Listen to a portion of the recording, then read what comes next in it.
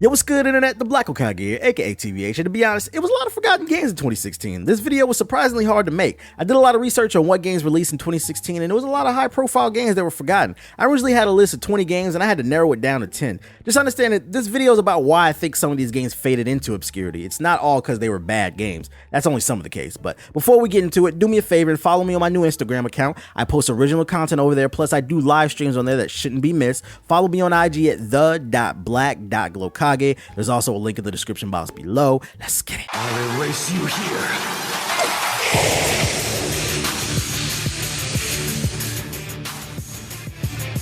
Steep earns my number 10 spot because even though it's a recent release, that doesn't change the fact that it's a forgotten game. If anything, it makes Ubisoft look even more pathetic. I mean, if I lined up 10 people right now, I promise you at least 7 of them wouldn't even know what the game is, and they damn for sure wouldn't even know that it's out.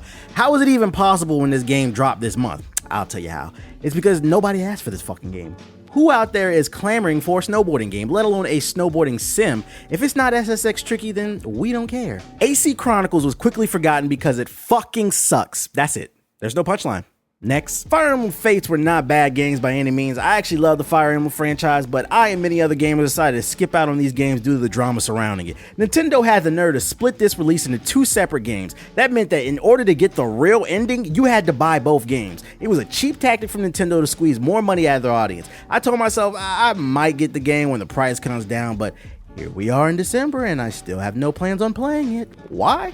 I forgot about it, and I'm willing to bet that many of you did too. There are just too many other great games out here that are not double charging for their experience, so fuck Fire Emblem Fates, Conquest, and Birthright. I love First Project Cross-Zone. It's an action RPG that combines characters from Bandai Namco, Sega, and Capcom and Monolith, so naturally the sequel is a game I was looking forward to this year, but I ended up forgetting about it. One reason is 3DS titles rarely have priority in my review queue, but I also forgot about this game because it released at a bad time. It released a week after Naruto Ultimate Ninja Storm 4 and on the same day as Street Fighter 5, so I ended up not picking the game up. The game also made my list because it's obscure. Like, I doubt most of you watching this have ever heard about this franchise, and that's because Bandai Namco does a piss poor job of advertising such a underrated franchise. The first Plants vs. Zombies Garden Warfare was a slept on hero shooter. Its sequel released this year and it was very slept on. I purchased the game, but I forgot about it after only clocking in about a couple hours on it, and that's mainly because of the time of the game's release. It came out a week after Street Fighter 5, and when Street Fighter 5 first launched, I was on the heavy trying to get my combos together with Ken. The game also had poor sales, and I attribute that to the fact that EA doesn't like to promote any of their games not named FIFA, Madden, or Battlefield, so Garden Warfare 2 kind of just fell to the wayside for the gaming community. Metroid Prime Federation was doomed from the moment Nintendo had the nerve to announce this trash. The gaming community has been patiently waiting for the next real Metroid game for some time, but did we get something dope? Nope. We got some cutesy bobble-headed bullshit. The initial trailer got so much hate that you would have thought that Nintendo would have finally listened to their community, but nope, they released that garbage anyway. The only reason I knew that this game was out was because I saw some reviews randomly in my sub box one day. I didn't even bother watching those reviews because I had already moved on months ago, and I know you did too. I am a huge fan of the original game, so it hurts my heart to put Mirror's Edge Catalyst on this list, but I gotta do it. Catalyst was forgotten for 2 reasons. It released a few days before E3 2016, so the entire gaming community's focus had already shifted to that event. It could have prospered post E3, but it didn't because, well, the game was mediocre. It's one of those games that's open world for no reason. They tried something new with the game that was unnecessary, and it ended up hurting its momentum. So combine a huge gaming, no, the biggest gaming event of the year with mediocre reviews, and it's easy to understand why Mirror's Edge Catalyst was forgotten about in 2016. Who here knew a new Paper Mario game came out for the Wii U this year? Nobody? Exactly my point. Nintendo does a piss poor job of promoting their games. It's really that simple.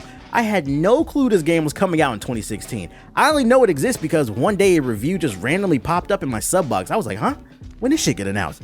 It's a shame too because it got decent reviews, but hey, Nintendo don't care about their Wii U games, and neither do I. Star Fox Guard is a joke. This one was just asking to be forgotten. Star Fox Guard was announced like 2 seconds before the release of Star Fox Zero. Are you seeing a pattern here? Nintendo loves to not promote their games, but in this case, it's good they didn't waste money marketing this crap because Star Fox Guard is a standalone puzzle game starring everyone's least favorite member of Team Star Fox, Slippy the stupid ass toad. Yeah, that's right. The same guy whose claim to fame is screaming out every 5 seconds.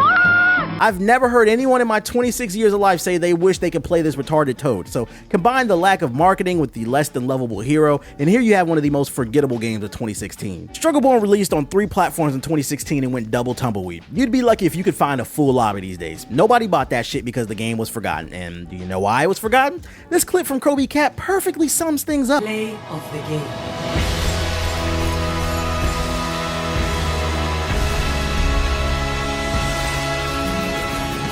we're shipping the game with 25 playable characters, and each character, we've invested about 4 times as much in each character as we did for the Borderlands characters. Zarya, ready for duty. Zenyatta is here.